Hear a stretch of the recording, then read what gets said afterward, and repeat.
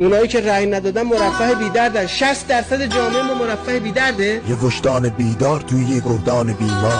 فکر ما خوشمون میاد مملکتمون انگشت نوا بشه تو جهان، گذرناممون ضعیف‌ترین های جهان باشه. من صدای سن نسلم. رفتیم توی کشور حاشیه خلیج فارس، بابا اینا علوفه شتراشون از ما میبردن. تو کشور تو 40 سال پیش خودم ساختم. 40 سال پیش نه 4000 سال پیش.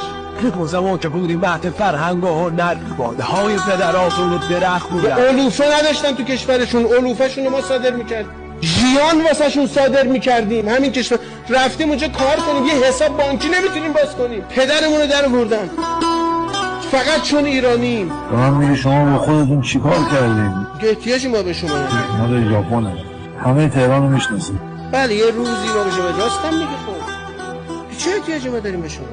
ولی بدیست بدونی وقتی تب خاک بودی ما داشتیم بزرگترین امپراتوری. چرا باید یه نفر یه امپراتوری اینجوری نابود کنه؟ اونا که شیرامون رو شیره‌ای کردن. این همه عزت، این همه امکانات، اینم نابود کنی، همه رو از بین ببری. چرا؟ حتی شغالان تو شهر مثل شیرها بگردن.